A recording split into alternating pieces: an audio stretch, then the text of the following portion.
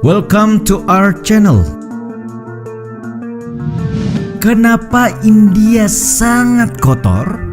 Belum lama ini majalah berpengaruh The Economist memuat cerita dalam rilisnya dengan judul Mengapa India salah satu negara paling tercemar di bumi.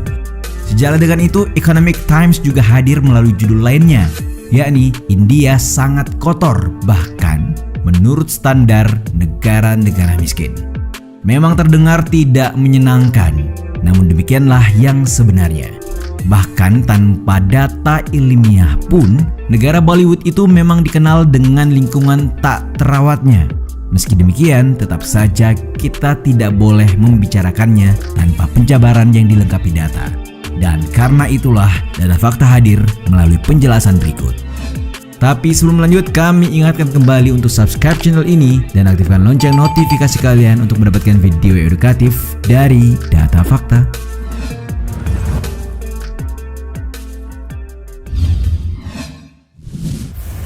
Sikap abai yang mendarah daging.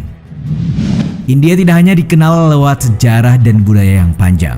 Lebih jauh, negara ini juga diidentik dengan makanan khas, yoga, hingga bangunan ikonik Taj Mahal.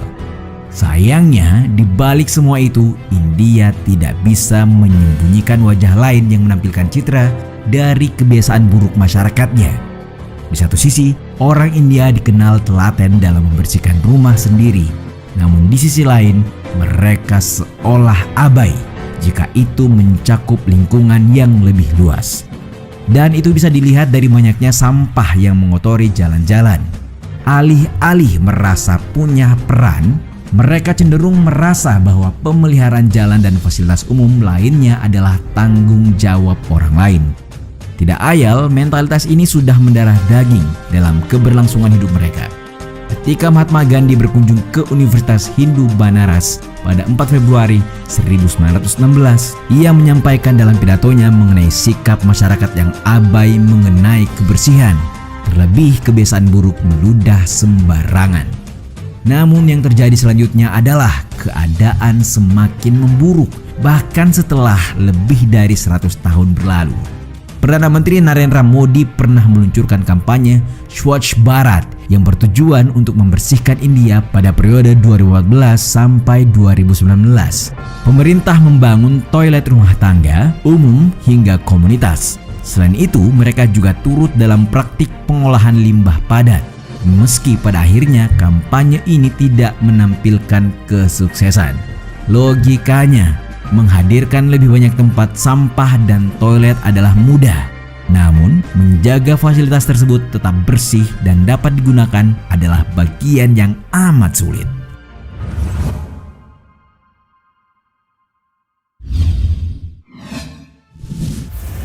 Kemiskinan. Menurut Bloomberg Billionaires Index, 2 miliarder India yakni Mukesh Ambani dan Gautam Adani masing-masing tercatat sebagai orang terkaya nomor 1 dan 4 di Asia pada tahun 2021. Pemasukan mereka meningkat dan jika digabung, kekayaan keduanya bahkan melampaui PDB beberapa negara. Fakta ini sekaligus menguatkan pendapat bahwa ekonomi India tumbuh dengan cepat dan angka kemiskinan pun menurun. Namun tidak bisa ditampik kenyataan bahwa kesenjangan sosial jelas terasa, terutama jika berkaca pada pemukiman kumuh mereka. Berdasarkan laporan Credit Suisse mengenai koefisien Gini, tingkat ketimpangan di India melonjak dari 74,7 pada awal 2020 menjadi 82,3 pada akhir tahun yang sama. Meski menurun, bukan berarti jumlahnya otomatis berkurang dengan drastis. Terlebih saat pandemi, penduduk miskin di India diperkirakan bertambah 75 juta lebih karena resesi ekonomi. Pada dasarnya, kemiskinan yang meluas berdampak langsung pada lingkungan sekitar sebagaimana lingkungan kumuh eksis di negara tersebut. Lingkungan Dharavi adalah contoh paling mencolok. Wilayah kumuh terbesar dan terpadat di Asia ini terletak di tengah-tengah kota Mumbai. Mereka memiliki toilet umum dan keran air, tapi sanitasinya buruk dengan selokan terbuka di sepanjang gang. Selain itu diperkirakan hampir 1 juta orang hidup di toko-toko dan rumah-rumah sepanjang jalan sempit yang tidak berujung. Sebuah situasi di mana sampah lebih mudah bertumpuk karena minimnya ruang kosong.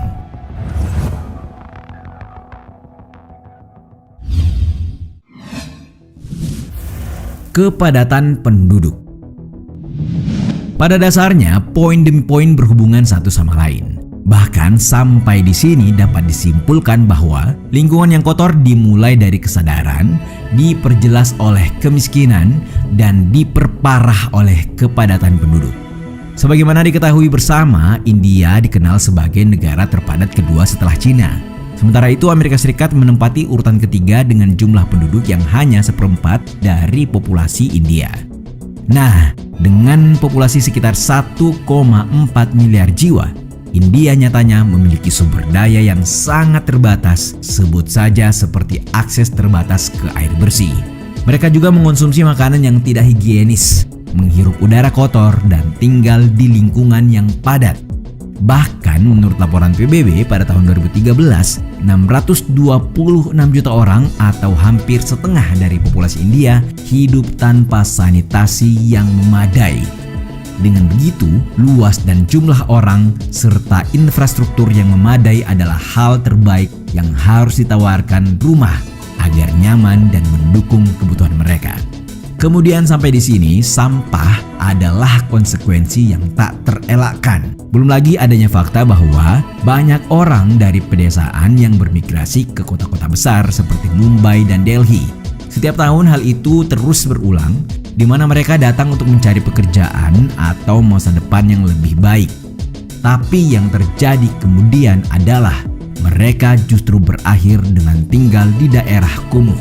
Tempat tak layak huni yang dibangun dengan lembaran plastik dan batang bambu, serta tanpa drainase yang layak atau fasilitas pembuangan limbah.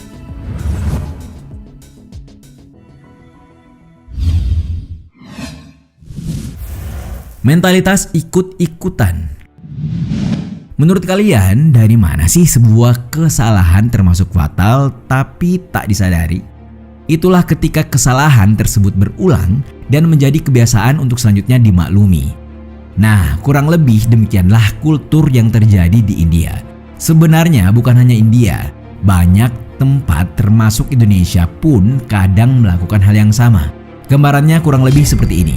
Ketika sampah teronggok, maka yang lain juga akan menaruh sampahnya di sana.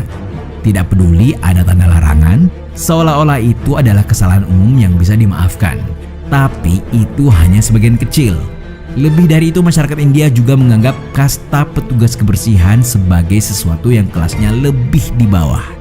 The Indian Express dalam rilisnya menyebut, ruang publik mereka memang dibiarkan sekotor mungkin, karena nantinya petugas kebersihan pasti akan datang. Dalam persepsi mereka, bagaimanapun itu adalah pekerjaannya dan ia telah dibayar untuk itu. Sehingga dari sinilah pola pikir atas sikap berhak membuang sampah sembarangan muncul. Entah botol plastik, potongan kertas, atau apapun yang tidak dibutuhkan, maka mereka akan membuangnya dimanapun dan kapanpun. Seluruh pembuangan di sepanjang jalan juga dimanfaatkan sebagai tempat sampah umum. Tidak peduli apakah saluran air tersumbat ataukah tidak. Toh, selama kotoran hilang dari rumah masing-masing, maka selebihnya akan menjadi urusan satu pihak.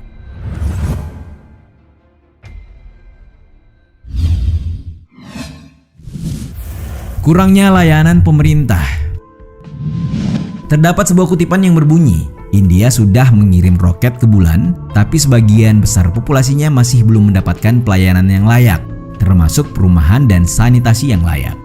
Dari sini kita bisa menghadirkan sebuah pertanyaan, bagaimana sikap pemerintah dalam menangani masalah kebersihan di India? Sebagaimana dikutip dari The Citizen bahwa hampir tidak mungkin menemukan trotoar di kota-kota India. Dan ketika ada beberapa, trotoar itu penuh dengan sampah dan basah oleh air seni. Itu artinya mereka membutuhkan lebih banyak tempat sampah dan toilet umum. Logikanya, tidak tersedianya tempat sampah di beberapa tempat jelas memaksa masyarakat untuk membuang sampahnya sembarangan. Selain itu, sulitnya mengakses tempat sampah di tempat umum memperkuat fakta bahwa ini adalah sebuah situasi yang melanggengkan masalah. Karena itu, kurangnya layanan pemerintah menjadi salah satu faktor penting mengapa India dikenal dengan lingkungan kotor mereka. Kemudian, ketika pemerintah mengeluarkan program namun tidak berhasil, sepertinya usaha harus lebih ditingkatkan. Tentu saja dengan kerjasama apik antara pemerintah dan masyarakatnya. Sebenarnya ruang yang sempit pun tidak masalah jika kesadaran akan pola hidup sehat tetap ada. Tapi mereka bisa apa jika akses hidup yang memadai pun jauh dari harapan? Situasi ini pun diperparah oleh sikap masyarakat pada umumnya. Namun apapun itu, pemerintah harus mengambil peran. Kalaupun mereka sudah berusaha namun tak berdampak, bukankah mereka tetap harus menjalankan kewajiban? Menurut kalian, faktor manakah yang mengambil peran paling banyak terkait kotornya India ini?